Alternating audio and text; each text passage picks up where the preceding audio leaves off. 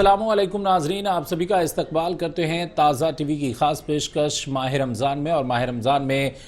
اس سال ہم آپ کے لیے لے کر آئے ہیں قصہ قرآن۔ کل آپ نے حضرت موسیٰ علیہ السلام کا قصہ سنا تھا، آج قرآنی قصے آگے بڑھے گا اور اس قصے میں کیا سنائیں گے؟ ہمارے ساتھ ہیں ڈاکٹر صبا اسماعیل۔ ڈاکٹر صاحب آپ کا بہت بہت استقبال کرتے ہیں، آج کیا کچھ سنائیں گے؟ السلام علیکم ناظرین، آج ہم آپ کے سامنے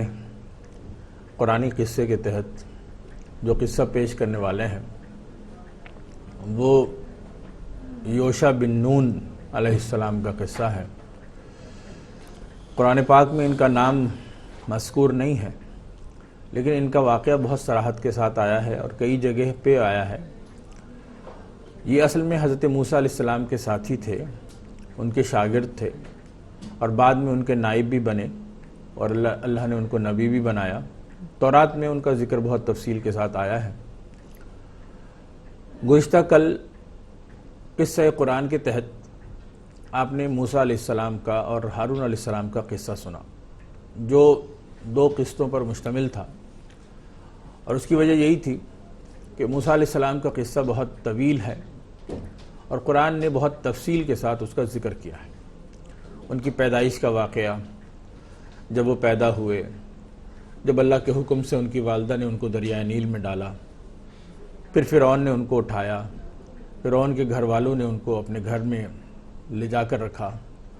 پھر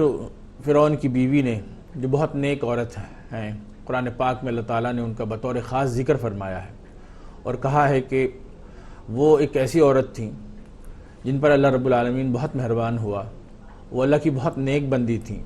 اور انہوں نے اللہ سے دعا کی تھی، رب ابن لی عندک بیتا فی الجنہ، کہ اللہ تعالیٰ مجھے ایک گھر عطا کیجئے جنت میں، اور دنیا میں جو میری کوتاہیاں ہیں اس کو معاف کیجئے اور مجھے نجات دیجئے برے لوگوں سے۔ تو یہ فرعون کی جو اہلیاں ہیں، ان کی وائف ہیں، انہوں نے حضرت موسیٰ علیہ السلام کو پالا، اور موسیٰ علیہ السلام کی والدہ نے ان کو دودھ پلایا۔ ان کے بچپن کا واقعہ بہت تفصیل کے ساتھ قرآن میں آیا،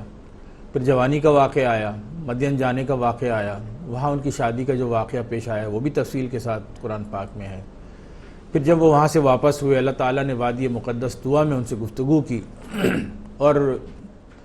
موسیٰ علیہ السلام سے کہا کہ وہ فرعون کے پاس جائیں، اور انہوں نے پھر اللہ سے دعا کی کہ حضرت ہارون کو وہ ان کے ساتھ کر دیں۔ تو دونوں بھائی پھر اللہ تعالیٰ کے حکم سے فرعون کے دربار پہ گئے، وہاں انہوں نے اللہ کا پیغام پہنچایا، مگر اس نے ان کا پیغام نہیں سنا اور اس کو تسلیم نہیں کیا، بلکہ مقابلہ کیا، اور جو معجزہ لے کر حضرت موسیٰ علیہ السلام گئے تھے اس کی وجہ سے ان کو پھر ایک مقابلے کا سامنا ہوا جادوگروں سے، لیکن اس مقابلے میں بھی اللہ تعالیٰ نے اپنے نبی موسیٰ علیہ السلام کو فتح دی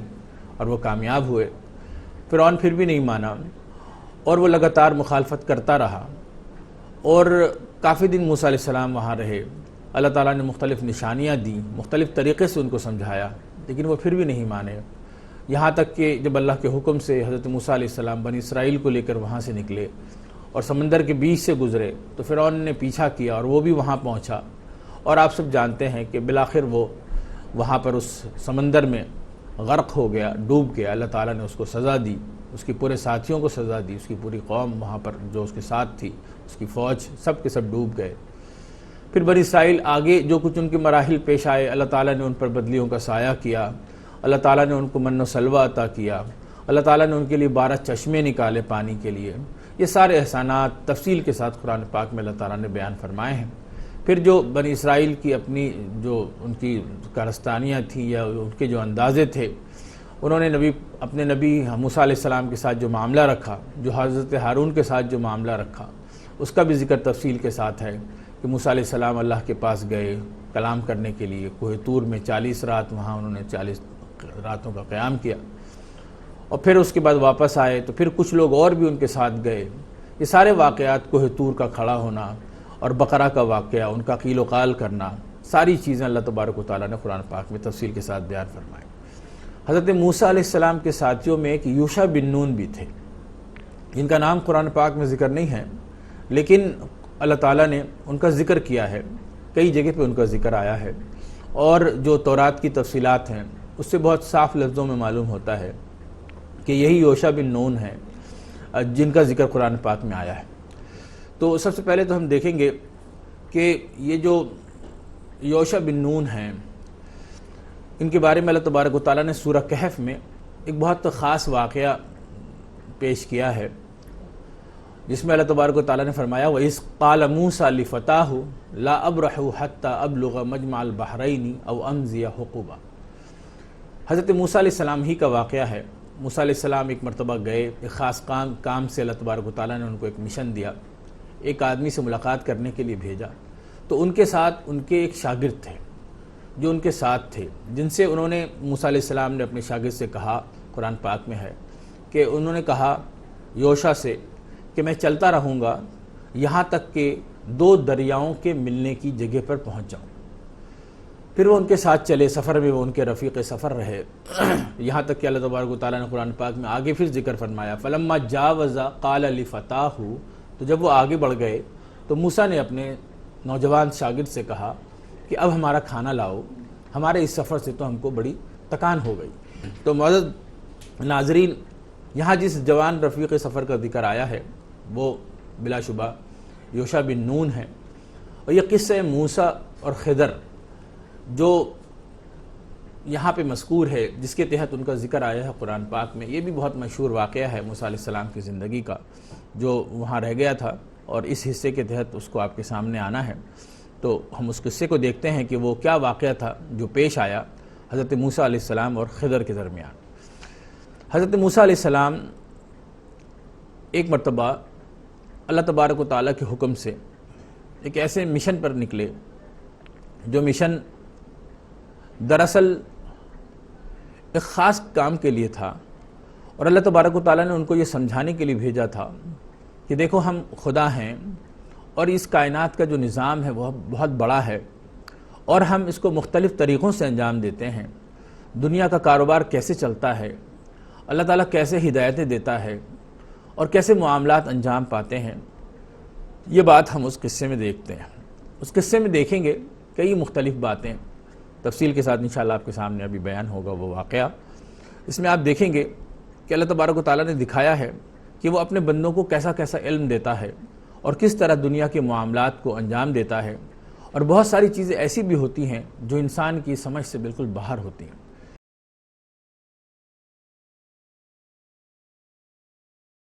یوشع بن نون موسیٰ علیہ السلام کے نہایت قریبی ساتھی تھے، تورات میں ان کا ذکر جگہ جگہ آیا ہے۔ حضرت ہارون کے بعد جس ساتھی نے ان کا سب سے زیادہ ساتھ دیا، ان کے ساتھ ساتھ رہے، ان کے معاون رہے، ان کے نائب رہے، وہ یوشع بن نون ہیں، اور بعد میں اللہ تعالیٰ نے ان کو نبی بھی بنایا۔ اور وہ کام جو انجام پانے سے رہ گیا تھا کسی خاص وجہ سے، ایک واقعہ ابھی آپ کے سامنے آئے گا کہ ایک زمین میں جانا تھا، ارض مقدس میں، موسیٰ علیہ السلام نے اپنی قوم سے کہا تھا کہ اس کے اندر جائیں، لیکن وہ گئے نہیں، تو اللہ تعالیٰ نے ان کو سزا دی 40 سال تک ادھر ادھر بھٹکنے کی۔ تو 40 سال کے بعد جب وہ وہاں پہ پہنچے ہیں تو آپ دیکھیں گے کہ وہ اس مہم کو جنہوں نے انجام دیا ہے وہ یوشع بن نون ہے۔ تو ابھی میں آپ کے سامنے عرض کر رہا تھا ناظرین، قصہ موسیٰ اور خضر۔ حضرت موسیٰ علیہ السلام سے ایک مرتبہ اللہ تبارک و تعالیٰ نے کہا کہ تم ایک خاص مقام تک جاؤ اور وہاں پہنچو، اور وہاں پہنچ کر تم میرے خاص بندے سے ملاقات کرو، اس کے پاس جانے سے تمہیں بہت ساری نئی باتیں معلوم ہوں گی۔ وہ صاحب کون تھے؟ خضر ان کا نام بہت مشہور ہے، لیکن قرآن پاک میں ان کا نام نہیں آیا ہے، خضر ان کا نام نہیں آیا ہے، صرف ان کا واقعہ ہے عبد من عبادنا۔ اللہ نے کہا میرے بندوں میں سے ایک بندہ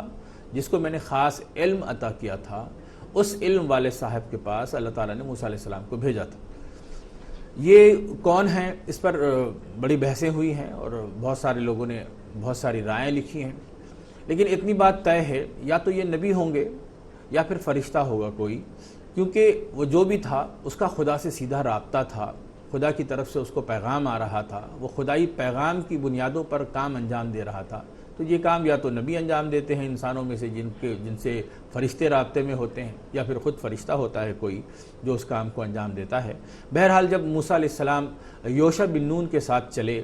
اور انہوں نے ان سے کہا یوشع بن نون سے کہ مجھے یاد دلانا کہ جب وہ جو دریا ہے، دو دریاؤں کے بیچ میں جب میں پہنچ جاؤں گا تو وہاں پہ پہنچنے کے بعد میں ان سے ملاقات کروں گا۔ تو پھر ان کے ساتھ چلے، اور پھر جب رستے میں ان کو بھوک لگی، انہوں نے کھانا کھایا وہاں پہ، تو انہوں نے پھر اندازہ لگایا کہ وہ جو جگہ تھی پیچھے چھوٹ گئی ہے، تو پھر وہ واپس گئے اور ان صاحب سے انہوں نے ملاقات کی۔ واقعہ کیا پیش آیا؟ اللہ تبارک و تعالیٰ فرماتا ہے قال لہ موسیٰ، موسیٰ علیہ السلام نے ان سے کہا هل اتبعک علی ان تعلمنی مما علمت رشدا، کہ کیا میں تھوڑی دیر آپ کے ساتھ گزار سکتا ہوں تاکہ کچھ اچھی باتیں سیکھ سکوں؟ تو ان صاحب نے فوراً کہا انک لن تستطیع معی صبرا، تم میرے ساتھ صبر نہیں کر سکتے، یہ تمہارے لیے آسان نہیں ہے۔ لیکن انہوں نے کہا، اور پھر یہ بھی کہا کہ تم کسی ایسی بات پر کیسے صبر کرو گے جس کے بارے میں تم کو معلوم نہیں ہے، یقیناً تم پریشان ہو جاؤ گے۔ موسیٰ علیہ السلام نے کہا ستجدونی انشاءاللہ صابرا، اللہ چاہے گا تو آپ مجھے صبر کرنے والا پائیں گے، ولا عاصی لک امرا، اور میں آپ کسی بھی بات کی مخالفت نہیں کروں گا، میں چپ چاپ آپ کے ساتھ چلوں گا۔ تب انہوں نے کہا ٹھیک ہے تم میرے ساتھ چلو، لیکن ایک ہی شرط ہے کہ سوال نہیں کر سکتے، فلا تسألنی عن شیء، تم مجھ سے کسی چیز کے بارے میں نہیں پوچھو گے کہ میں نے یہ کام کیوں کیا۔ ٹھیک ہے، تھوڑی دیر کے لیے وہ لوگ آگے بڑھتے ہیں تو اللہ تبارک و تعالیٰ نے کہا فانطلقا، دونوں آگے بڑھے، حتی اذا رکبا فی السفینۃ، دونوں ایک کشتی میں سوار ہوئے، رستے میں ایک ندی آئی جس کو پار کرنا تھا، اس کے لیے وہ ایک کشتی میں چڑھے۔ تو جیسے اس کشتی میں چڑھے تھوڑی دیر بعد اس آدمی نے اس کشتی کو خراب کر دیا، اس میں چھید کر دیا۔ تو یہ بات موسیٰ علیہ السلام کو بری لگی، انہوں نے کہا آپ نے ایسا کیوں کیا؟ خرقتھا لتغرق اہلھا، یا آپ نے اس کو اس لیے چھید کر دیا ہے کہ اس کے اوپر جو لوگ بیٹھے ہیں وہ ڈوب جائیں، آپ نے تو بہت برا کام کیا۔ تو اس صاحب نے کہا قال الم اقل انک لن تستطیع معی صبرا، کہ میں نے تم سے نہیں کہا تھا کہ تم صبر نہیں کر سکو گے میرے ساتھ؟ تو موسیٰ علیہ السلام نے کہا کہ مجھے معاف کیجیے، لا تؤاخذنی بما نسیت، میں بھول گیا، مجھ سے غلطی ہوئی، مجھے نہیں پوچھنا تھا، میں نہیں پوچھوں گا، مجھے اپنے ساتھ رکھیے۔ وہ لوگ پھر کچھ آگے بڑھے۔ قرآن میں اللہ فرماتا ہے، سورہ کہف کا واقعہ ہے، آپ میں سے اکثر لوگ سورہ کہف بھی پڑھتے رہتے ہیں، آپ نے یقیناً اس کا ترجمہ بھی پڑھا ہوگا، اور ترجمہ بھی پڑھنا چاہیے تاکہ آپ سمجھ سکیں۔ میں نے ایسے بھی لوگوں کو دیکھا ہے، ہماری ملاقاتیں ہوئیں، جن کا معمول ہوتا ہے کہ رمضان میں وہ اور بقیہ دنوں میں بھی جمعے کے دن خاص طور پر وہ سورہ کہف کی پابندی سے تلاوت کرتے ہیں، اور ایسے بھی لوگ ہیں جنہوں نے ہزاروں مرتبہ پڑھا ہے لیکن اس کا ترجمہ نہیں پڑھا، کہف کے کیا معنی ہیں، وہ کون سا غار ہے، کیا غار کا واقعہ ہے، اور اس کے اندر اور جو بہت سارے واقعات ہیں ان کی طرف ان کی توجہ نہیں گئی۔ تو جب وہ اس کا ترجمہ پڑھیں گے تو سمجھ پائیں گے کہ اللہ تبارک و تعالیٰ نے کیا فرمایا ہے۔ تو یہاں ہم دیکھتے ہیں کہ اللہ تبارک و تعالیٰ نے فرمایا کہ موسیٰ علیہ السلام اپنے ساتھی کے ساتھ، جن کا نام خضر مشہور ہے، دونوں آگے بڑھے، فانطلقا حتی اذا لقیا غلاما، کہ رستے میں ان کو ایک لڑکا ملا، فقتلہ، تو ان صاحب نے اس کو قتل کر دیا، مار ڈالا۔ یہ بہت بڑی بات تھی، معمولی بات نہیں تھی کسی کو مار ڈالنا۔ قرآن پاک میں اللہ تبارک و تعالیٰ نے صاف لفظوں میں کہا ہے من قتل نفسا بغیر نفس اور فساد فی الارض فکأنما قتل الناس جميعا، کہ کسی نے کسی کو اگر قتل کر دیا بغیر کسی ویلڈ ریزن کے تو اس کا مطلب یہ ہوا کہ اس نے بہت بڑا گناہ کیا۔ اس نے ایک آدمی کو نہیں مارا، اس نے پوری انسانیت کو مار دیا، اس نے بہت بڑا جرم کیا۔ تو یہ واقعی بہت بڑی بات تھی کہ انہوں نے ایک بچے کو مار دیا تھا۔ موسیٰ علیہ السلام صبر نہیں کر سکے، انہوں نے کہا اس بات پہ تو میں صبر نہیں کر سکتا۔ اور اقتلت نفسا زکیۃ بغیر نفس، بغیر کسی نفس کے آپ نے اس کو قتل کیا، لقد جئت شیئا نکرا، آپ نے بہت بڑی بات کر دی۔ تو اس وقت پھر یہ ہوا کہ انہوں نے موسیٰ علیہ السلام سے کہا کہ میں نے آپ سے کہا تھا کہ آپ صبر نہیں کر سکیں گے۔ موسیٰ علیہ السلام نے کہا کہ اب یہ مجھے آخری موقع دیجئے، اس کے بعد میں آپ سے اس طرح کا سوال نہیں کروں گا۔ وہ تھوڑی دور آگے بڑھے تو اس کے بعد اللہ تک کہتا ہے کہ وہ لوگ ایک گاؤں میں پہنچے، جس گاؤں کے لوگ بڑے کنجوس قسم کے لوگ تھے، یہ بہت تھکے ہوئے تھے، انہوں نے کھانے کا سامان مانگا تو انہوں نے ان کو کھانے کے لیے کچھ نہیں دیا۔ تو اسی وقت ایک دیوار گر رہی تھی، تو وہ صاحب فوراً بڑھے اور جا کر انہوں نے اس دیوار کو ٹھیک کر دیا۔ جب دیوار کو ٹھیک کر دیا تو موسیٰ علیہ السلام نے ان سے کہا کہ میں ایک بات کہوں، اگر آپ برا نہ مانیں، اگر آپ چاہتے تو اس کام کے لیے اجرت لے لیتے، اس طرح ہم لوگوں کا کھانا پینا ہو جاتا ہے، ہم لوگ جو پریشان ہیں بھوک سے پیاس سے، ہم کچھ کھا پی لیتے۔ تو اس وقت انہوں نے کہا ھذا فراق بینی و بینک، اب یہ ہمارے اور تمہارے درمیان فراق کا وقت آ گیا، جدائی کا، اب اور ہم آگے ساتھ نہیں چل سکتے، تم نے 3 بار سوال کر لیا اور میں ان تینوں باتوں کا جواب تم کو ضرور دوں گا۔ پھر اس نے کہا، اس شخص نے موسیٰ علیہ السلام کو بتایا، اما السفینہ، جہاں تک کشتی کی بات ہے تو وہ کچھ غریبوں کی کشتی تھی جو سمندر میں کام کرتے ہیں، آگے ایک بادشاہ تھا جو اچھی کشتیوں کو پکڑ رہا تھا، تو میں نے ارادہ کیا کہ ان کی کشتی کو تھوڑا داغدار بنا دوں تاکہ وہ بادشاہ اس کو قبض نہ کرے، اس کو پکڑے نہیں، اس کو حاصل نہ کرے، وہ چھوڑ دے اس کشتی کو، بعد میں یہ لوگ اس کو معمولی سی چیز ہے اس کو ٹھیک کر لیں گے، ان کی کشتی بچ جائے گی۔ اور جہاں تک بات اس بچے کی ہے تو اللہ تبارک و تعالیٰ نے فرمایا وَأَمَّا الْغُلَامُ فَكَانَ أَبَوَاهُ مُؤْمِنَيْنِ، وہ لڑکا دو بہت نیک انسانوں کا ماں باپ کا بیٹا تھا، لیکن بہت برا تھا اور بہت برے راستے پہ جانے والا تھا۔ اللہ تعالیٰ نے ارادہ کیا کہ اس کے بدلے میں اس کو دوسرا بیٹا دے دیں، تو ہم نے وہ بیٹا ان سے لے لیا۔ یہ خدا کے حکم سے ہوا، یہ میں نے اپنی طرف سے بالکل نہیں کیا۔ اور جو آخری بات ہے دیوار کی، وَأَمَّا الْجِدَارُ فَكَانَ لِغُلَامَيْنِ يَتِيمَيْنِ، تو وہ جو دیوار ہے وہ دو یتیموں کی دیوار تھی۔ وَكَانَ فِي الْمَدِينَةِ وَكَانَ تَحْتَهُ كَنْزٌ لَهُمَا، اور اس دیوار کے نیچے ایک خزانہ ہے جو اس کے باپ نے چھوڑا تھا۔ اگر آج وہ دیوار گر جاتی تو تم دیکھ رہے تھے کہ اس علاقے کے لوگ کیسے تھے اور کتنے ظالم اور جابر ہیں، وہ سارا خزانہ لوٹ لیتے اور ان بچوں کو کچھ حاصل نہیں ہوتا۔ تو فَأَرَادَ رَبُّكَ أَن يَبْلُغَ أَشُدَّهُمَا، آپ کے رب نے ارادہ کیا کہ وہ دونوں بڑے ہو جائیں اور تب پھر اپنی دیوار کے نیچے سے اپنا خزانہ نکالیں۔ رحمۃ من ربک، یہ آپ کے رب کی رحمت ہے، اس کے اندر بھی رحمت چھپی ہوئی ہے۔ وما فعلتہ عن امری، ان میں سے کوئی بھی کام ایسا نہیں جو میں نے خود سے کیا ہو۔ یہ وہ باتیں ہیں جن کے اوپر آپ صبر نہیں کر سکتے۔ یہ بہت مشہور واقعہ سورہ کہف میں ہے، جس میں ہم دیکھتے ہیں کہ اللہ تبارک و تعالیٰ نے بتایا کہ بعض کام ایسے ہوتے ہیں جن کی مصلحت اور اس کی حکمت انسان کو معلوم نہیں ہوتی، اس لیے انسان پریشان ہوتا ہے، ورنہ اللہ بہت مہربان ہے اور سارے کاموں کو وہ بہت حکمت کے ساتھ اور رحمت کے ساتھ آگے بڑھاتا ہے۔ یوشع بن نون یوسف علیہ السلام کی اولادوں میں سے تھے اور موسیٰ علیہ السلام کے نہایت خاص اور قریبی ساتھی تھے۔ ان کے بارے میں صاف صاف لکھا ہے تورات میں کہ موسیٰ علیہ السلام نے اپنی زندگی ہی میں ان کو اپنا جانشین اور امیر مقرر کر دیا تھا۔ اللہ تعالیٰ نے ایک مہم دی تھی موسیٰ علیہ السلام کو اور کہا تھا کہ ایک سرزمین تھی، مقدس سرزمین فلسطین کے علاقے کی، کنعان سے شروع ہوتی تھی جو زمین، کہ تم وہاں پہ جاؤ، وہ تمہارے باپ دادا کی زمین ہے۔ تو موسیٰ علیہ السلام نے اپنی قوم سے کہا تھا یا قوم ادخلوا الارض المقدسۃ التی کتب اللہ لکم، کہ اے میرے لوگو تم چلو اور اس زمین کے اندر چلو، ہم اس میں داخل ہو جاتے ہیں۔ تو اس وقت ان کی جو قوم تھی اور جو بنی اسرائیل ان کے ساتھ جو لوگ تھے موسیٰ علیہ السلام کے، انہوں نے بہت صاف لفظوں میں کہا کہ اذهب انت وربک، آپ جائیے اور آپ کا رب جائیں، فقاتلا انا ہاہنا قاعدون، آپ دونوں جا کے اس کے اندر جنگ کریں۔ تو قال رجلان من الذین یخافون انعم اللہ، حضرت یوشع کا یہاں بھی ذکر ہے کہ ان کے جو ساتھی تھے انہوں نے سارے لوگوں کو سمجھایا کہ تم غلط کام کر رہے ہو، تمہیں اس کے اندر داخل ہونا چاہیے، لیکن جب وہ نہیں مانے تو پھر اللہ تبارک و تعالیٰ نے ان کو 40 سال کے لیے 40 سنہ 40 سالوں کی سزا دی کہ وہ بھٹکتے رہیں گے۔ تو وہ بھٹکتے رہے، تو پھر اس سرزمین کو سر کرنے کے لیے اور وہاں تک پہنچنے کے لیے موسیٰ علیہ السلام نے یوشع بن نون کو اپنا نائب مقرر کیا۔ اور پھر ہم دیکھتے ہیں کہ تاریخ میں یہ بات صاف لفظوں میں لکھی ہے، تورات نے بہت صراحت کے ساتھ اس کا ذکر کیا ہے کہ یوشع بن نون ہی کی قیادت میں 40 سال کے بعد بنی اسرائیل ارض مقدس میں داخل ہوئے اور کنعان سے لے کر فلسطین تک تمام علاقوں کو فتح کر لیا۔ تو یہ واقعہ ہمیں ان کی زندگی میں ملتا ہے، ایک اہم واقعہ قرآن پاک کا، بنی اسرائیل کی زندگی کا، جو اللہ تبارک و تعالیٰ نے، جس میں یوشع بن نون کا بہت بڑا کردار رہا ہے، جنہوں نے اپنی قوم کی بہت بہترین طرز پر رہنمائی کی ہے۔ ایک اور واقعہ اسی سے ملتا جلتا جو قرآن پاک میں ہے، وہ اسی وقت کا ہے جب اللہ تبارک و تعالیٰ نے ان کو فتح دی۔ جب یہ وہاں داخل ہونے لگے، قرآن پاک میں اس کا ذکر اللہ نے کیا، وَإِذْ قُلْنَا ادْخُلُوا هَٰذِهِ الْقَرْيَةَ فَكُلُوا مِنْهَا حَيْثُ شِئْتُمْ رَغَدًا وَادْخُلُوا الْبَابَ سُجَّدًا وَقُولُوا حِطَّةٌ نَغْفِرْ لَكُمْ خَطَايَاكُمْ وَسَنَزِيدُ الْمُحْسِنِينَ، یاد کرو جب کہ ہم نے کہا داخل ہو جاؤ اس بستی میں اور کھاؤ اس میں سے جہاں سے چاہو فراغت کے ساتھ، اور داخل ہو دروازے میں سر جھکائے ہوئے، یعنی جب تم جیت کر فتح کی حالت میں اندر جا رہے ہو تو اکڑ کر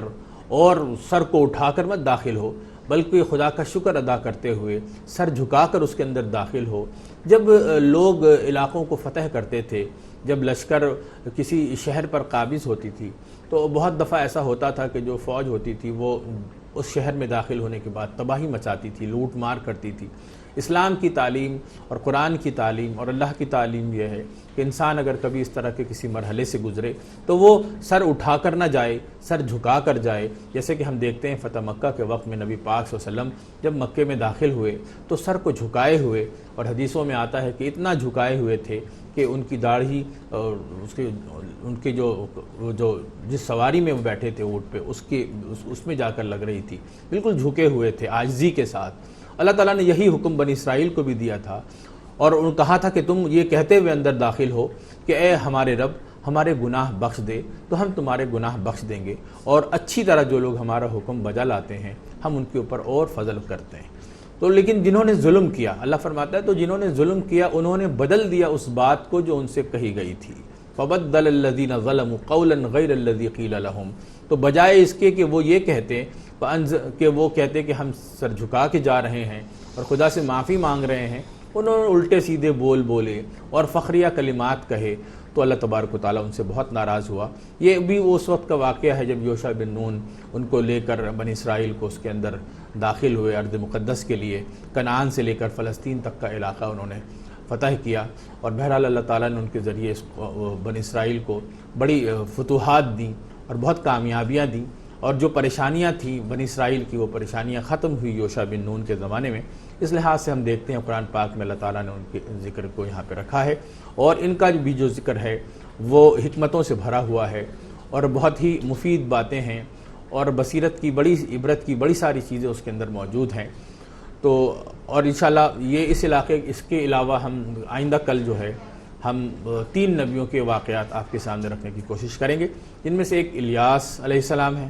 ایک الیسع علیہ السلام ہے، اور ایک شموئیل نبی ہیں جن کا ذکر ان کا نام بھی قرآن پاک میں نہیں آیا شموئیل نبی کا، لیکن ان کا ذکر بھی بہت تفصیل کے ساتھ آیا۔ وہ واقعہ جو طالوت اور جالوت کا واقعہ ہے، جس میں اللہ تبارک و تعالیٰ نے طالوت کو بادشاہ بنایا تھا اور پھر انہوں نے مقابلہ کیا تھا جالوت سے، اور حضرت داؤد نے جالوت کو قتل کیا تھا، اللہ تعالیٰ نے ان کے ذریعے سے فتح دی تھی۔ یہ واقعہ انشاءاللہ ہم آپ کے سامنے کل پیش کرنے کی کوشش کریں گے۔ بالکل ڈاکٹر صاحب، جو واقعہ ہم لوگ پیش کر رہے ہیں، قرآنی قصے پیش کر رہے ہیں، اس کے تعلق سے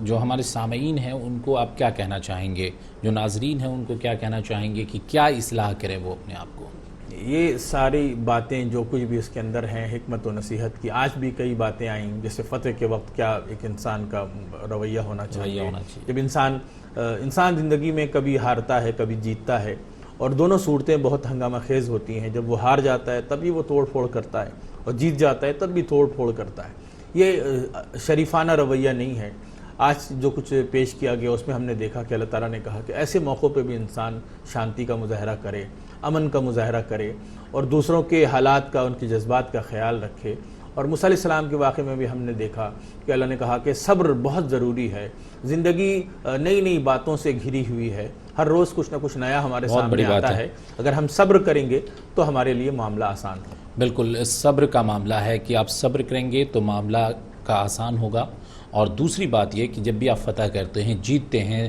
تو بھی آپ کو صبر کا ہی وہاں پہ ایک، جیسا کہ انہوں نے ذکر بھی کیا کہ آپ کو سر جھکا کر آگے بڑھنا چاہیے، نہ کہ سینہ چوڑا کر کے، جیسا کہ ہمارے معاشرے میں لوگ ہوتا ہے جب جیتتے ہیں تو خوشیوں میں وہ اتنے باولے ہو جاتے ہیں کہ سامنے والے کے سینٹیمنٹ کا خیال تک نہیں رکھتے۔ تو ان سب باتوں کا دھیان رکھنا چاہیے اور اس کی اصلاح کرنی چاہیے، تربیت لینی چاہیے۔ ڈاکٹر صاحب بہت بہت شکریہ۔ آج کے اس ایپیسوڈ میں اتنا ہی، کل پھر ہوگی ملاقات، تب تک کے لیے ہمیں دیجیے اجازت۔ السلام علیکم۔